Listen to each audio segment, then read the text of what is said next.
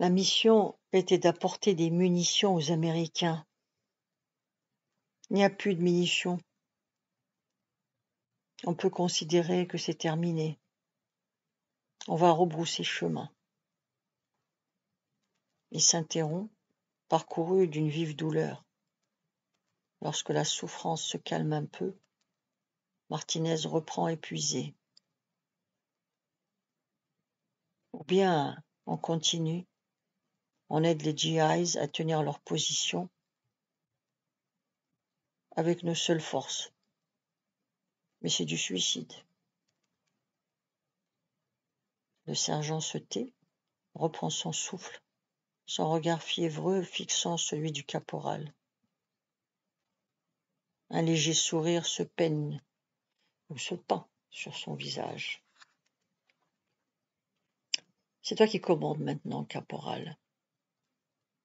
C'est à toi de décider ce qu'il faut faire. Abdelkader tressaille. Mais Martinez ne divague pas, et bien que très affaibli, semble défier du regard.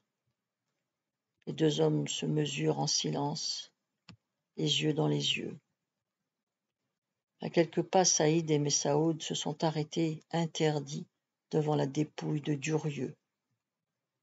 Abdelkader les rejoint. Il se recueille un instant, puis se penche sur le corps de l'officier. Surmontant sa répugnance, il fouille l'uniforme du mort et en extrait boussole et carte. Il s'éloigne alors pour étudier la carte. Les deux soldats le regardent sans comprendre. À quelques dizaines de mètres derrière eux, une mule se débat en hennissant dans un bourbier de vases et de sang mêlés. Allez chercher cette bête. Elle va nous aider à transporter le sergent. On continue. Les deux tirailleurs survivants sont saisis par le ton autoritaire du caporal. Chacun semble lutter contre son ordre en adoptant une parfaite immobilité. Puis Messaoud, n'y tenant plus, se risque à contredire son supérieur. On n'a plus de munitions, ça sert à rien. Et le sergent va crever. Va chercher cette mule. Saïd et Messaoud le considèrent comme s'il était frappé de folie. Ils ont le même geste désolé, montrant le hideux carnage autour d'eux. Abdelkader, en proie à une exaltation soudaine, s'est lancé dans un improbable discours.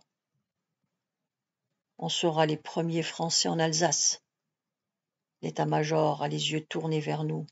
Si on tient la position des Américains seulement quelques heures, jusqu'à l'arrivée des renforts du Nord, on n'aura pas fait tout ça pour rien.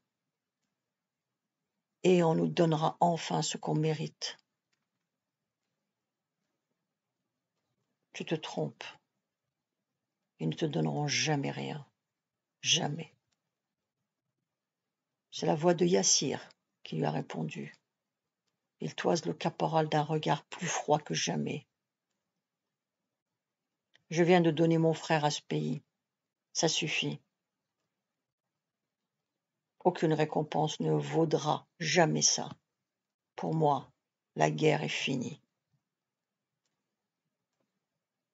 Les 4 hommes restent silencieux, désemparés. Puis Yassir se détourne et s'éloigne sans hésitation sur le chemin du retour. Retour vers quoi? Il ne sait pas répondre à cette question. Il sait juste que sa guerre est finie, qu'elle a été inutile et qu'il faut partir. Soudain, le caporal dirige sa mitraillette sur lui. « Tu restes avec nous, c'est un ordre. » L'autre s'est immobilisé. C'est sans surprise qu'il considère Abdelkader, les larmes pointées sur lui. Plus rien ne lui importe désormais, et il ne daigne pas lui répondre. De nouveau, Il lui tourne le dos. Pourquoi mourir pour eux, caporal? Tu ne vas pas les faire changer comme ça. Dès que ce sera fini, ils vont nous renvoyer dans nos gourbis. Saïd a mis une telle conviction dans ses paroles qu'il en est lui-même étonné. Mais Saoud l'approuve d'un hochement de tête. À son tour, il s'adresse au caporal d'un air narquois. Tu espères quoi? C'est des galons que tu veux? Sergent? Capitaine? Général? Il n'y a que ça qui t'intéresse? Abdelkader ne sait plus sur lequel des trois pointer la mitraillette. Blanc comme un linge, il reprend son exhortation. On va en Alsace parce que c'est notre devoir. On tient la position un jour au plus, et c'est tout. Et même si on doit payer 10 fois plus cher qu'eux, ils reconnaîtront notre valeur. Il fixe Yassir. Il faut aller jusqu'au bout. Tu veux que ton frère soit mort pour rien? La silhouette massive du goumier n'a pas bougé. Il ne sait pas te retourner vers Abdelkader. Celui-ci finit par abaisser son arme et s'approche lentement du berbère. Arrivé à sa hauteur, il reconnaît à ses pieds le cadavre de l'Arbi. Des larmes baignent le visage de Yassir. Le caporal se retourne vers les autres, restés en arrière, alors que la mule affolée zigzague toujours entre les arbres. Attrape-la, Saïd. Saïd s'élance après la bête, paniquée par la cargaison qui ballotte et claque sur ses flancs. Quand enfin elle croit l'avoir maîtrisée, la mule s'échappe. Essoufflé, Saïd repart à sa suite et la rattrape. Prêt à la rosser pour la course qu'elle vient de lui infliger, il s'adoucit d'un coup devant les gros yeux de l'animal aux abois. Allez, viens, faut y aller. Courage. On est des bons bourricots, toi et moi. La lisière de la forêt s'ouvre sur des pâturages vallonnés, gorgés d'eau, qui se succèdent en déverse. Yassir achève de recouvrir de pierre le corps de son frère. Les 4 hommes se recueillent en silence devant le monticule tourné vers la Mecque, chacun promettant aux morts de donner un sens à son sacrifice, qui leur semble maintenant absurde, comme celui de tous les soldats qui sont tombés là. Un à un, ils ont relevé les corps. Ils sont les seuls survivants, avec Martinez, dont les chances paraissent bien minces. Il leur faut à présent se remettre en route. Le ciel chargé a fini par éclater. Des bourrasques de neige recouvrent uniformément le paysage immense, un haut plateau vierge et translucide. Abdelkader ouvre la marche, animé d'une énergie fébrile. Derrière lui, Messaoud tente de se réchauffer au souvenir d'Irène. Plus loin, Yassir semble impassible. Mais la culpabilité le taraude. Dans son cœur, il y a les cris désespérés de sa mère, quand il devra lui apprendre la mort de son enfant préféré. Fermant le minuscule cortège, Saïd chemine à côté de la mule sur laquelle Martinez est brinque-ballé. Le blessé est en sueur. Il serre les dents pour endiguer sa douleur. Ses yeux brillants de fièvre rencontrent le regard froid, plein de rancune du jeune homme qui n'a pas oublié son humiliation passée. Saïd se penche et murmure: « Tu vas mourir, sergent. Pardon, sergent-chef. » La petite file des marcheurs traverse un nouveau pré enneigé, désert, sans aucune trace de vie humaine. Les hommes sont épuisés. La nuit ne leur a apporté aucun repos, et le jour qui commence n'en verra sans doute guère plus. Chacun lutte contre la somnolence et l'engourdissement à l'approche d'un sommet un peu plus escarpé que les autres. Soudain, les champs immaculés s'ouvrent sur un hameau de quelques fermes à mi-hauteur des contreforts rocheux de la montagne. Abdelkader consulte la carte de Durieux, bien qu'il n'y ait aucun doute possible. C'est bien là leur objectif. Ils décident de faire halte, autant pour mettre au point une tactique d'approche que pour s'accorder enfin un peu de repos.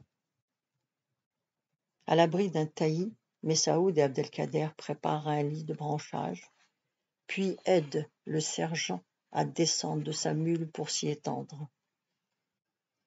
Martinez se recroqueville sur lui-même en gémissant. Yassir et Saïd, occupés à déballer les maigres restes de la ration entamée la veille, ne peuvent s'empêcher d'échanger un regard inquiet. Les hommes s'allongent à même le sol glacé, blottis les uns contre les autres pour se réchauffer. Seul Yassir monte la garde.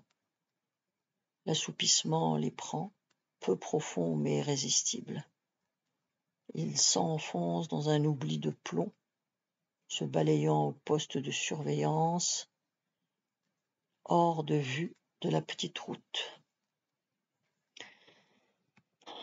Quelques heures plus tard, Abdelkader part en direction du village, accompagné de Saïd et de Messaoud, trop hagards pour remarquer sa nervosité.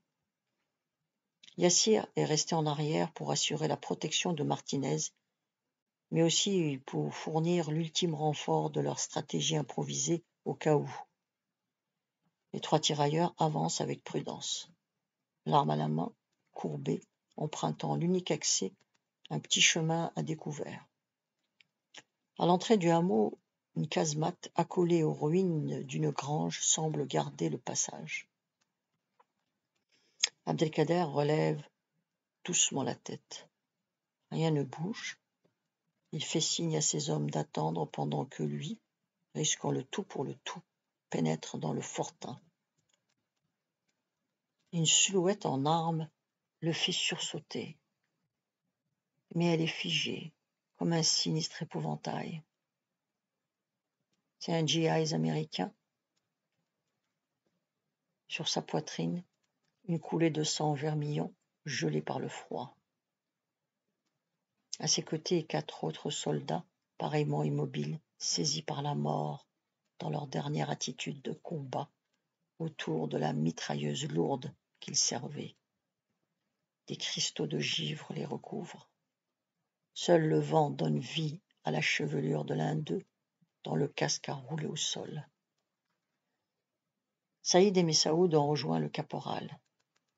Ils n'osent échanger un mot.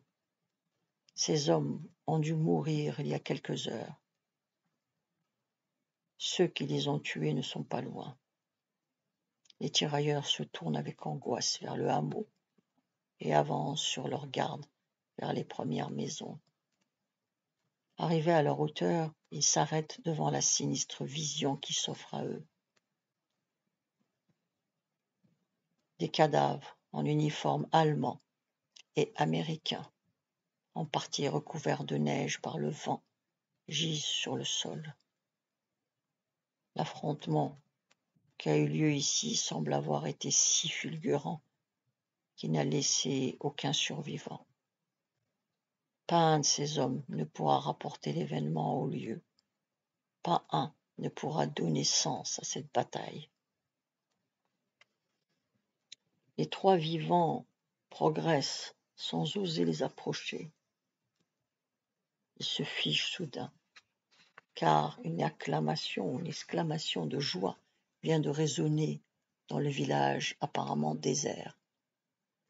Un vieillard sort d'une maison dont la toiture a été épargnée par les tirs d'obus, bientôt suivi de 3 femmes et d'une ribambelle d'enfants. pâle, à bout de force. Il s'anime, pourtant, à la vue des soldats français. Est-ce que c'est la paix?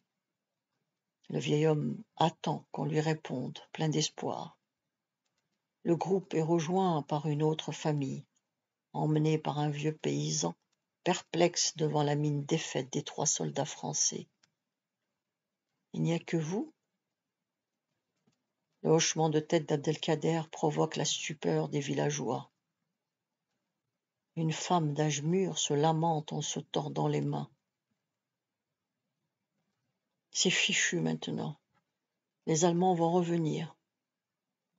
Ils vont tous nous tuer. Tous les habitants partagent son désarroi. Certains se précipitent déjà vers les ruines pour sauver ce qu'il peut l'être.